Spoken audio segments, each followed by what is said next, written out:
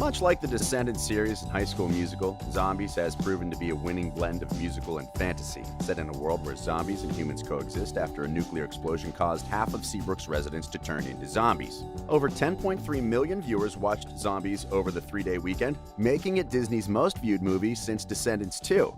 Zombies 2 was also a huge success, and it ranked as the most viewed movie after Descendants 3. Fans are already eagerly waiting for a third installment, and we can bet that Disney will produce Zombies 3.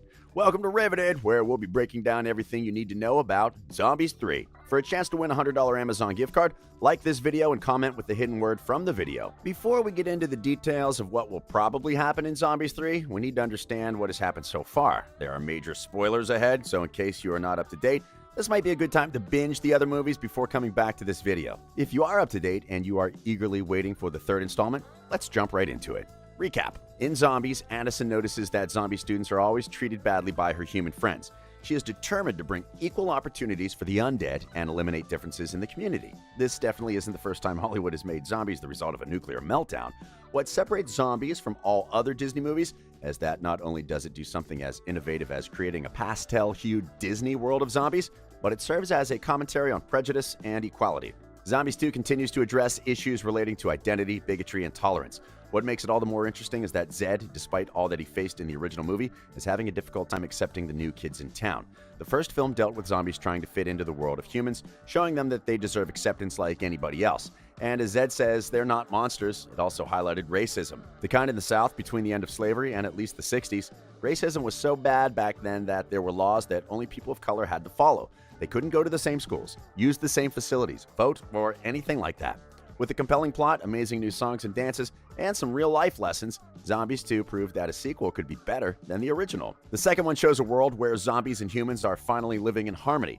But just when things feel like they have changed, the werewolves enter Seabrook from the Forbidden Forest to look for their moonstone. It's a little bit of a shame that the creators of Zombies 2 have basically retold the first movie all over again, but with a new minority to persecute. On the other hand, tolerance is a lesson that seems to require continual relearning by our civilization. The ending of Zombies 2 definitely sets up the third part with Addison's hair glowing in the end. There was also the meteor hitting Seabrook, suggesting that Zombies 3 could introduce alien life to Seabrook. Either that or Addison goes on to realize that she is somehow the great alpha for the werewolves. In a recent interview with 17, some of the cast members said they'd love to see new creatures join the eccentric town of Seabrook: vampires, mermaids, and aliens. With that in mind, here is what we could come up with when it comes to Zombies 3. Predictions and theories. There are 1,000,001 possibilities when it comes to how a Disney movie can unfold, but we will look at the ones which make the most sense in this video. Zed's mom. Zed's family dynamic consisted of his dad, Zevin, and sister Zoe, but there's zero mention of his mom. Did she die or divorce her husband and move away? There's a huge mystery around Zed's mom, and fans barely know anything about her. She's already been linked to Zombies 3. According to one of the predictions, Zed's mom heard about this person with white hair that would help the werewolves and thought that the person could help the zombies too. She found out something about the white-haired person and finds out that the person is Addison. She's the one who tells Addison who she really is. The twist in this story is that Zed will find out that his mom is the alpha of the werewolves, and Addison is one of the werewolf's daughters. So that would mean that she was adopted. Well, even if Zed's mom doesn't end up being the alpha, fans are really looking forward to meeting her in Zombies 3, and Disney better have a good explanation of why they kept her hidden all this time. Addison. In Zombies, Addison is first seen in her room practicing cheering in front of a large mirror. She reveals that she has to hide her real hair under a blonde wig, thus she has a hard time fitting into the community of Seabrook. She's the first human to see that zombies and werewolves aren't dangerous. Well, after watching Zombies 2, we have reasons to believe that she may not be human after all. In the second installment, the werewolves strongly believe that Addison is the alpha, and they give her a necklace, but it doesn't go as they planned. The big question was, why didn't Addison turn into a wolf when she wore the Moonstone necklace? Yeah, there's an explanation for that. When Addison put on the Moonstone necklace, she didn't turn wolf because when she got the necklace from Willa in the wolf den, she says, "A fully charged Moonstone necklace. When you put this on, you will be one of us forever." However, Zed drained some of the power when he was competing against Bucky for president and turned monster. So our guess is since the power of the Moonstone drained a bit, Addison didn't turn wolf because it was used. Also, if she's really the alpha, she may need more than just a necklace to unleash her full potential. In Zombies, Bucky and Addison mentioned that their grandfather was bitten by a zombie. This led many people to believe that Addison could be a zombie. What if the grandfather was bitten by a werewolf and not a zombie? Seabrook has had a problem with zombies for a long time, so it was probably easier to put the blame on them. Plus, the grandfather could have hidden the truth for another reason. Love? Or maybe a forbidden friendship? Many theories are pointing towards Addison being a werewolf, and that Addison is the Great Alpha. The werewolves probably just gave her the wrong necklace because the Great Alpha is supposed to have a different necklace and she is more powerful than the rest of them. Well, there are other possibilities, like an alien.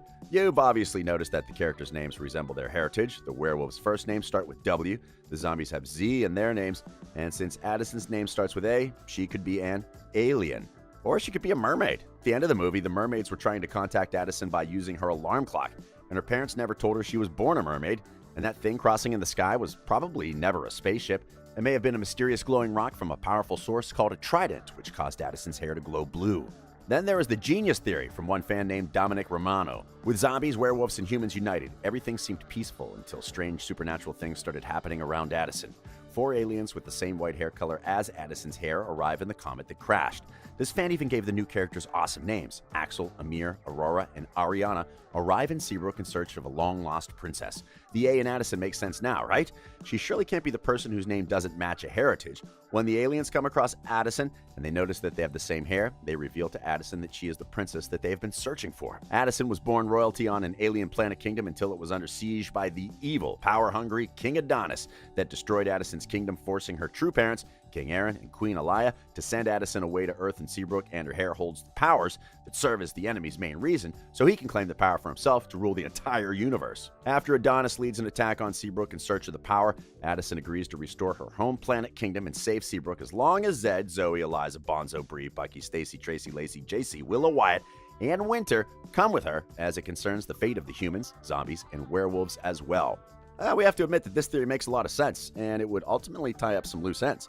After Zombies 3, it's highly unlikely that Disney would produce another movie, so they would need to tie up loose ends. When continuing on a story, one of the best things you can do is add new and exciting characters, and that is exactly what Zombies 2 did. With the addition of more monsters, this time werewolves, into Seabrook, a new and compelling story was brought about. The werewolves don't exactly want to fit in with the humans or zombies for that matter, but they need to find something that was stolen from them before it kills them all. Fans hope that in Zombies 3, they will push themselves and their audience a little harder and don't just introduce another third group of outcasts. Zombies needs to move on from learning to not exclude people to the next step of doing good and making the world a better place. Another reason why fans are looking forward to Zombies 3 is the songs. Zombies 2 opens with We Got This, which uses a marching band drum beat to catch you up on everything that happened between the two films. It has a similar vibe to My Year from the first film, but is an all-around better song and one of the standouts on the soundtrack. Next up is We Own the Night from the Wolfpack Trio. The film may premiere on Valentine's Day, but this is a new Halloween hit that should come right after China Anne McClain's Calling All the Monsters on your spookiest playlist. Then there are other songs before the cast breaks into another hit. Call to the Wild is not a song from the 20th Century Studios dog film, but a salsa fusion song where the Wolf Boys try to get Addison on their side. It sounds like a Becky G / Pitbull collaboration at times, and it's a lot of fun. Zombies 3 will probably add more songs worthy of fans' playlists. Cast. We can expect to see all the cast back for the third movie if Disney Channel decides to make one, so that includes Milo Manheim as Zed, Meg Donnelly as Addison, Trevor Torchman as Bucky, Chandler Kinney as Willa, Kingston Foster as Zoe, Carla Jeffrey as Bree, and Paul Hopkins as Dale. In a recent interview with Hollywood Life, Milo Manheim expressed his interest in working on the third part. He said, "Yes, I mean, any movie leaves it open for another one if you think about it. There are some things that might hint to the third one. Honestly, they haven't told me. I would love to, and they're definitely well aware that I'd love to do a third one. But we'll see what the fans think of the second one." Crew. When asked about Zombies, Gary Marsh, President and Chief Creative Officer, Disney Channels Worldwide, said, "For anyone who thought zombies were dead, think again." Clearly, the originality and creativity brought by our brilliant production team, the director, producers, writers, songwriters, and composer, and an incredibly talented cast, has reawakened kids' fascination with this genre of storytelling. Both the Zombies films are Disney Channel original movies. They are both directed by Paul Hohen, with a screenplay written by David Light and Joseph Reiso. Light and Reiso also wrote Zombies vs. Cheerleader, on which the original film is based. Anna Gerb, Hohen, Light, and Reiso are executive producers, and Mary Pantelidis is the producer. The production designer is Mark Hoffeling. The director of photography is Rudolph Blahacek, and the choreographer is Jennifer Weber, and the costumer is Trisha Baker. The composers are George S. Clinton and Amit May Cohen. The editor is Lisa Binkley. All these people will probably reprise their roles. Release date: if Disney Channel chooses to continue the story of Zedison, then fans could expect to have to wait until 2022. If they stick to a February air date, then February 2021 seems too soon unless the movie starts production soon. So February 2022 looks to be the likeliest air date for Zombies 3 on the Disney Channel in the US and UK. Are you looking forward to Zombies 3? Let us know in the comments section below. This has been Riveted. We publish amazing videos daily.